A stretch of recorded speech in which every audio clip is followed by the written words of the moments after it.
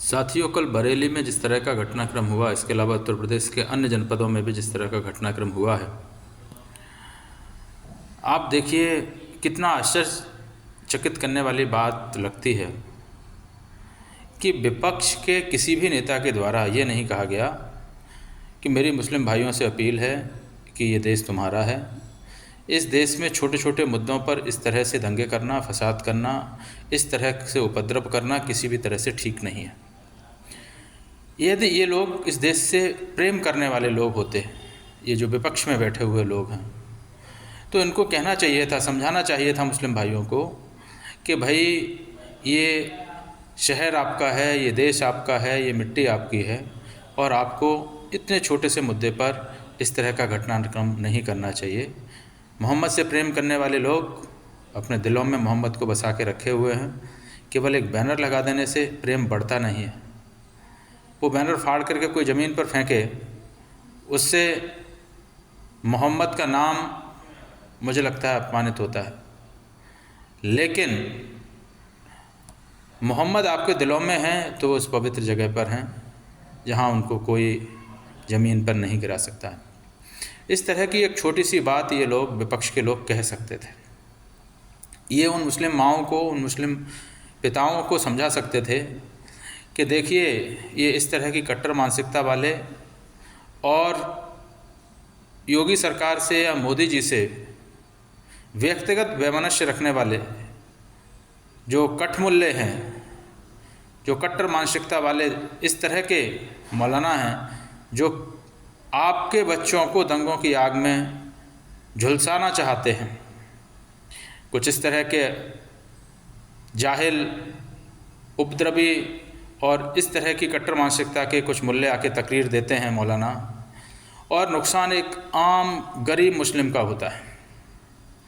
एक गरीब मुस्लिम बेचारा उनकी बातों में आ जाता है, और ख़ासकर वो मुस्लिम बच्चा जो 18, 20, 22 साल का, 25 साल का, उसको समझ नहीं है, उसको बोध नहीं है, और इसका खामियाजा उस गरीब मुस्लिम परिवार को भुगतना पड़ता है, उस गरीब बाप को भुगतना पड़ता है, उस गरीब माँ को भुगतना पड़ता है। कभी ओवैसी के बेटे को आपने पत्थर उठा करके उन उपद्रवों में झुलसते हुए नहीं देखा होगा। कभी आपने तौकीर रजा के बेटे को पत्थर उठा के फेंकते हुए नहीं देखा होगा। कभी आपने राहुल गांधी के बेटे को पत्थर उठा राहुल गांधी के परिवार से किसी को पत्थर फेंकते हुए नहीं देखा होगा।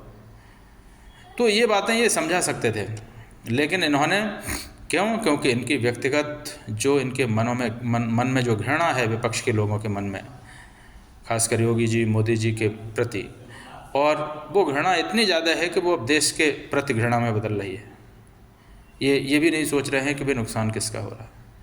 मेरा तमाम मुस्लिम भाइयों से, बहनों से, मुस्लिम माता पिता से अनुरोध है कि इस तरह की फसाद में आपके बच्चों का नुकसान होगा, आपका नुकसान होगा। और एक कोई बहुत ही जेंटल मौलाना उनका स्टेटमेंट में पढ़ रहा था, सुन रहा था, उन्होंने कहा कि तमाम मुस्लिम बाबाओं से, मुस्लिम माताओं से, बहनों से, सभी लोगों से मेरी अपील है कि इस तरह के मुद्दे को कोई राष्ट्रव्यापी इस तरह का मुद्दा ना बनाएं। नुकसान अंततोगत्वा तुम्हारा ही होगा। सड़क पे पत्थर आप फेंकोगे, पत्थर आपका किसी को लगेगा, कोई उधर से पत्थर चलाएगा, नुकसान तुम्हारा ही होने वाला है। और दूसरी मेरी अपील है मुस्लिम भाइयों से कि ये नफ़रत लेकर के कब तक चलोगे? भारतीय जनता पार्टी ज्वाइन करो। मोदी जी एक ऐसे व्यक्ति है, यदि आप उनकी तरफ मोहब्बत का एक हाथ बढ़ाओगे, दोनों हाथ बढ़ाने वाले व्यक्ति हैं। योगी जी भी इसी तरह के व्यक्ति हैं। कानून व्यवस्था का पालन के लिए करिए, आप भारतीय जनता पार्टी ज्वाइन कीजिए, बीजेपी के साथ चलिए। मुझे लगता है कि बीजेपी आपको वो सब देगी जो अब तक किसी पार्टी ने नहीं दिया है। भारतीय जनता पार्टी आपके तरक्की के द्वार खोल देगी। भारतीय जनता पार्टी आपके बच्चों की तरक्की के द्वार खोल देगी। और अभी भी बिना किसी भेदभाव के, द्वेष के, वो सारी सरकारी स्कीम्स का लाभ आप तक पहुंच रहा है। कब तक इस तरह से आप बीजेपी से, योगी से, मोदी से कब तक नफरत करते रहें? उससे मिलने वाला क्या है? जो तमाम मुस्लिम भाई बीजेपी में हैं, उनको सभी को लाभ हो रहा है, उनके सभी के बच्चे पढ़ रहे हैं, किसी को नहीं काट मार दिया गया है, चाहे शाहनवाज हुसैन, बहुत सारे लोग हैं। इसलिए तमाम जो गरीब मुस्लिम भाई बहन हैं, उनको ये समझना पड़ेगा कि अपनी तरक्की के लिए, अपने परिवार की तरक्की के लिए योगी मोदी से जुड़िए, उनसे मिलिए, उनको बताइए, अपनी समस्याएं बताइए, उनको वोट करिए। और उनको प्रत्यक्ष रूप से दिखना चाहिए कि इस मुस्लिम बूथ पर मुझे इतने वोट मिले हैं। मैं सच बता रहा हूँ, तमाम हिंदुस्तान के मुसलमानों की जो दशा है, वो दिशा है, दोनों ही बदल जाएंगी। नफ़रत का भाव छोड़ो, मोदी योगी से जुड़ो, बीजेपी से जुड़ो। और वोट पहले कांग्रेस को भी आप देते थे, उन्होंने कुछ नहीं किया, बीजेपी को दो।